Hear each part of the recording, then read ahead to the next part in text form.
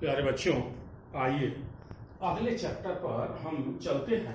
और अगला चैप्टर है हमारा इंटरफियरेंस, व्यतिकरण जो है कि इसे समझने के लिए आपको एक फर्स्ट ईयर में कह लीजिए पढ़ा होगा अध्यारोपण का सिद्धांत, इस पे चला होगा, वहाँ न भी पढ़ा हो तो हम यहाँ आपको उसके बारे में जो है कि डिटेल कर देते हैं।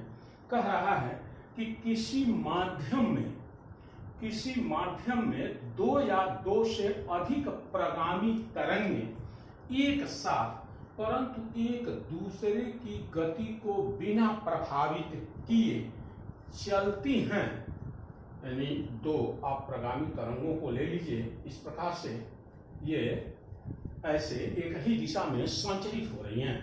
कह रहा है कि दोनों एक दूसरे के गति को डिस्टर्ब नहीं कर रही हैं, तो माध्यम के प्रत्येक कण का किसी क्षण परिणामी विस्थापन उन दोनों तरंगों के अलग अलग उत्पन्न विस्थापनों के सदिश योग के बराबर होता है।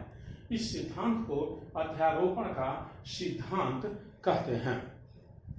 यानी एक तरह से इस अध्यारोपण का अर्थ होगा, सपोज कर लीजिए कि इसका एम्पलीट्यूड A2 है और इसका एम्पलीट्यूड A1 है, तो y equal to A1 plus A2 जब ये एक ही दिशा में हो इस प्रकार से, और जब ये एक दूसरे के विपरीत दिशा में, जैसे ऐसे है, ये A1 है, ये A2 है, तब यही फार्मूला होगा A1 डिफरेंस A2, यानी y equal to A1 minus A2। तो ये जो कह रहा है कि उत्पन्न विस्थापनों के सदिश योग, इसी बात को थोड़ा सा हमको समझना है।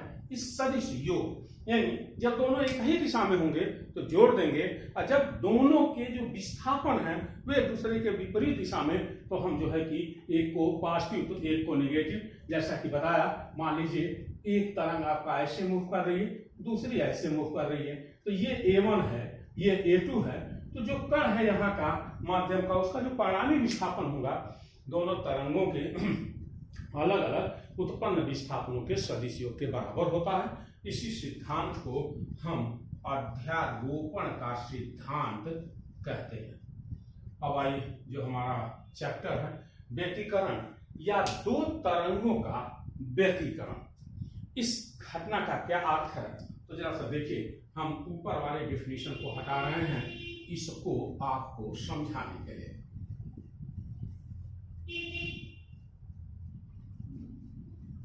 देखिए, आपसे कह रहा है कि जब समान आवृत्ति की तथा लगभग समान आयाम की दो तरंगें एक ही दिशा में चलती हैं, तो उनके अध्यारोपण से, यानी दोनों तरंगें जब सुपर इम्पोज कर रही हैं, तो अध्यारोपण से माध्यम के विभिन्न बिंदुओं का परिणामी तीव्रता उन तरंगों की अलग अलग तीव्रताओं के योग से भिन्न होता है। यानी जो परिणामी तीव्रता होगी वह उनकी जो तीव्रताएं हैं उसके अपेक्षा जो है कि भिन्न भिन्न होंगी। कह रहा है कि माध्यम के कुछ बिंदुओं पर परिणामी तीव्रता आपकी अधिकतम होगी और कुछ बिंदुओं पर परिणामी तीव्रता न्यूनतम या शून्य होगी।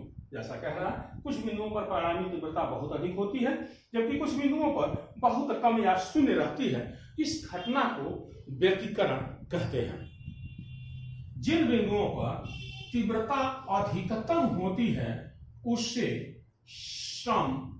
समपोषी व्यतिकरण कहते हैं। जो यह अध्यारोपण की घटना जब हो रही है, तो जिन बिंदुओं पर परिणामी तीव्रता बहुत अधिक होती है उन बिंदुओं पर हुए व्यतिकरण को समपोषी व्यतिकरण, कंस्ट्रक्टिव इंटरफियरेंस कहते हैं। और जिन बिंदुओं पर तीव्रता हमारी जो है कि न्यूनतम या शून्य रहती है, उन बिंदुओं पर हुए व्यतिकरण को विनाशी व्यतिकरण कहते हैं, डिस्ट्रक्टिव इंटरफियरेंस कहलाता है। तो ये डेफिनेशन लिखने के बाद से यहाँ दूसरे लाइन से आप थोड़ा सा बढ़ा लीजिएगा कि जिन बिंदुओं पर परिणामी तीव्रता अधिकतम होती है या अधिक होती है, उन बिंदुओं पर हुए व्यतिकरण को समपोषी व्यतिकरण कंस्ट्रक्टिव इंटरफेरेंस कहते हैं। फिर से सुन लीजिए कि जिन बिंदुओं पर परिणामी तीव्रता अधिकतम होती है, उन बिंदुओं पर हुए व्यतिकरण को समपोषी व्यतिकरण कंस्ट्रक्टिव इंटरफेरेंस कहते हैं। और जिन बिंदुओं पर तीव्रता लगभग शून्य रहती है, ऐसे बिंदुओं पर हुए व्यतिकरण को विनाशी व्यतिकरण डिस्ट्रक्टिव इंटरफियरेंस कहते हैं। आइए अब उसकी परिणामी तीव्रता निकाली जाए। जो व्यतिकरण को डिफाइन किया आपने, तो मानना होगा आपको कि एक ही आप जैसा डिफिनेशन था, एक ही आवृत्ति की दो सरल और परिगामी तरंगें एक ही दिशा में चल रही है। उसमें कहा था आपने कि जो आयाम है उसमें स्लाइटली जो है कि डिफरेंस हो, माने लगभग वो भी समान ही है। तो माना उनके आयाम a1 व a2 हैं तथा माध्यम के किसी बिंदु पर उनके बीच कालांतर फाई, यानी जो तरंगें संचरित हो रही है मीडियम में, उनके बीच जो कालांतर है, दोनों में जो अंतर है वो 5 डिग्री का है। ये देखिए, एक तरंग का संकरण है y1 equal to a1 sine omega t minus kx, और दूसरे का है y2 equal to a2 sine omega t minus kx plus 5। अब आप कहेंगे कि अध्यारोपण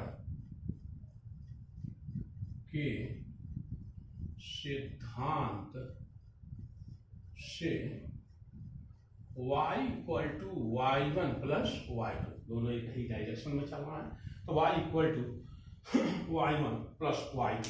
अब आइए ये देखें जरा सा, तो ये होगा आपका y equal to y1 plus y2 है, तो y1 की वैल्यू रख दीजिए और फिर y2 की वैल्यू रख दीजिए, तो ये होगा आपका a1 sine omega t minus kx plus a2 sine omega t minus kx plus 5। अब देखिए y equal to a1 sine omega t minus kx plus a2। अब देखिए जरा सा, a2 sign a plus b, तो ये होगा sine a omega t minus kx को हमने a मान लिया इंटू कॉस फाई, यही है ना। और फिर कह सकते हैं कि प्लस a2, अच्छा है तो आप यहाँ पर a2 को बाहर ही निकाल दीजिए, ऐसे कर लीजिए, sine a cos b, cos a cos omega t minus kx sine b, sine 5 हो गया आपका, ये ऐसे। केवल हमने साइन a प्लस b का फार्मूला लगा लिया, sine a cos b plus cos a sine b। फिर आइए जरा सा, तो y equal to a1 sine omega t minus kx plus a2 sine omega t minus kx into cos 5 plus a2 cos omega t minus kx into sine 5। फिर आइए y equal to, देखिए sign omega t minus kx यहाँ भी है और यहाँ भी है, इन दोनों को कॉमन कर लीजिए, तो sign omega t minus kx, इनमें से कॉमन किया जाए तो यहाँ बचेगा a1 और यहाँ बचा a2 cos 5, यही प्लस यहाँ पे आपका है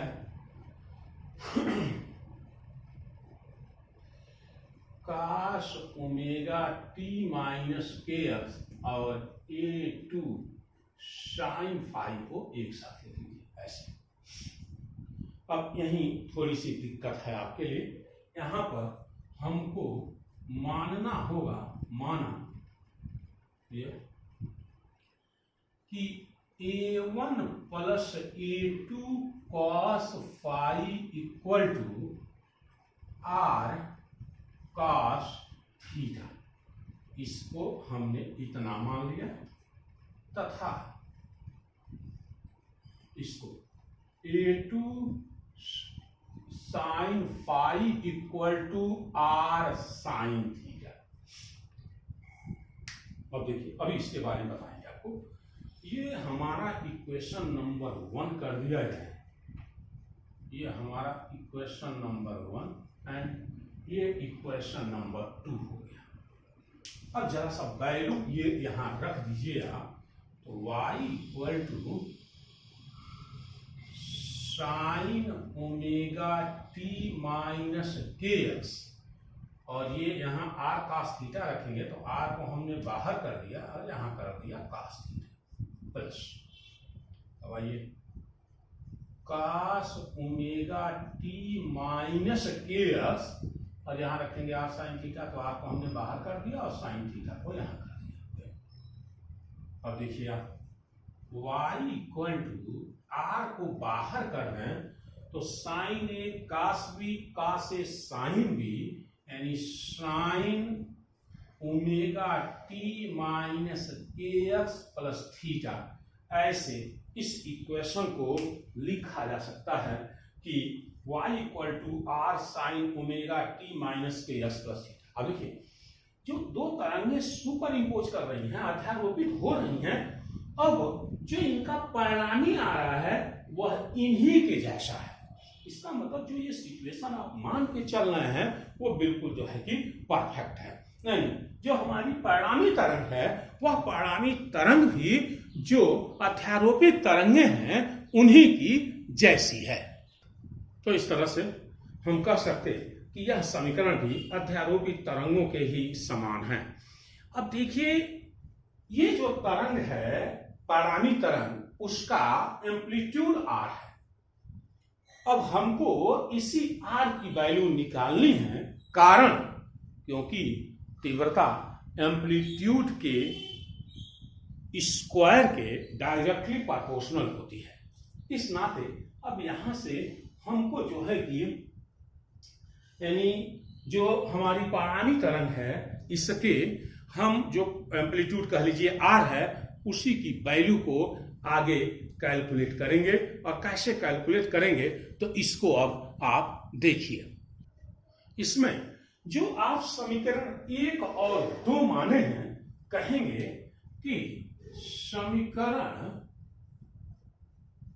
1 व 2 का वर्ग करके जोड़ने पर, या कह रहा कि समीकरण 1 व 2 का वर्ग करके जोड़ने पर, तो देखिए ये है और फिर ये है, तो यहां पर a1 plus a2 cos phi का होल स्क्वायर प्लस इधर देखिए तो a2 साइन फाई का होल स्क्वायर इक्वल टू ये है r square cos square theta, और ये है r square sine square theta. ये लेफ्ट हैंड साइड में लेफ्ट हैंड साइड का वर्ग करके जोड़ दिया, लेफ्ट हैंड साइड में लेफ्ट हैंड साइड का।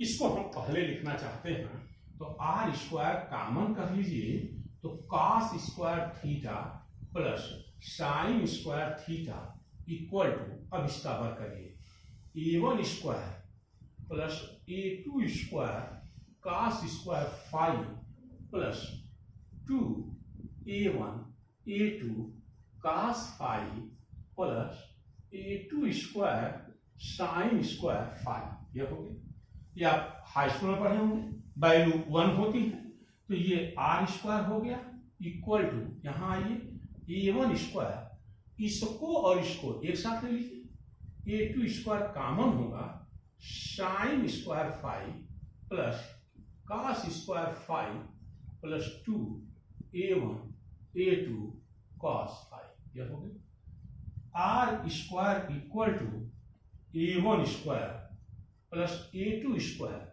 Plus 2a1 a2 cos phi इनकी वैल्यू भी 1 हो गए और ये आया r² का मान ये इतना। r निकालना हो तो अंडर रूट कर लेंगे, लेकिन वहां जाने से पहले चूंकि हमको इंटेंसिटी निकालनी है, अब इनका कोई काम है नहीं, हम यही इनको हटा देते हैं। हमको इंटेंसिटी पर पहुंचना है, क्योंकि आप कहें परिणामी जो तीव्रता है उनकी अलग अलग तीव्रताओं के कुछ बिंदुओं पर तीव्रता अधिकतम और कुछ बिंदुओं पर तीव्रता जो है कि न्यूनतम होती है।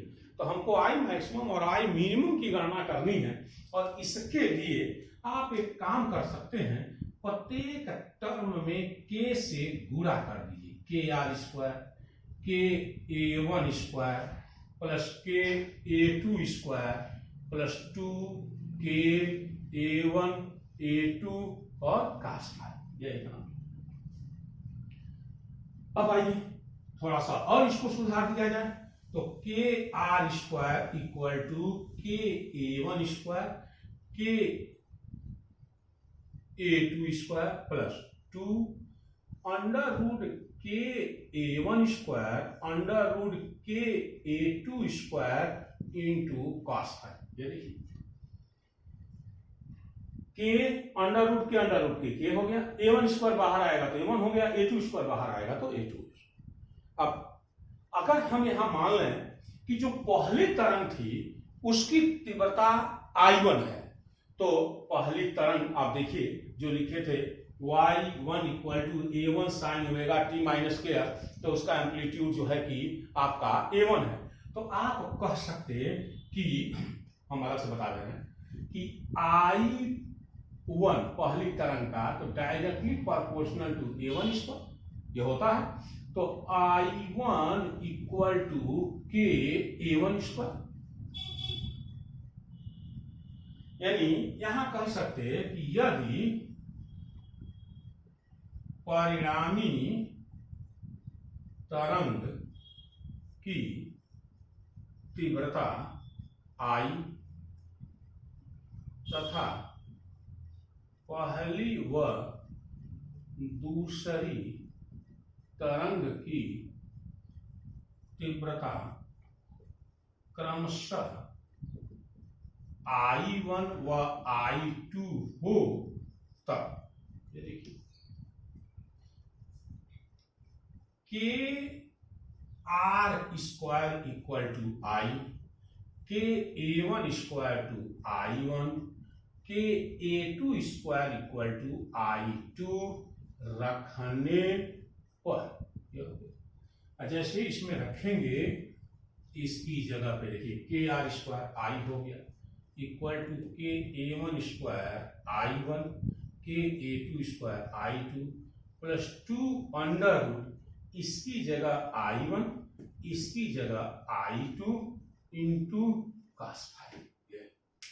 ये हमारा परिणामी निकल करके आया, और यहीं से अब हम अलग अलग कंडीशन निकालेंगे कि कब हमारी तीव्रता अधिकतम होगी और कब हमारी तीव्रता जो है कि न्यूनतम होगी। तो अगले वीडियो में हम आपको संपोषी और विनाशी व्यतिकरण को डिटेल करेंगे। फिलहाल I equal to I1 plus I2 plus 2 under root I1, केवल अंडर रूट I1 और I2 है, cos फाई भी बाहर है और 2 भी बाहर है। धन्यवाद।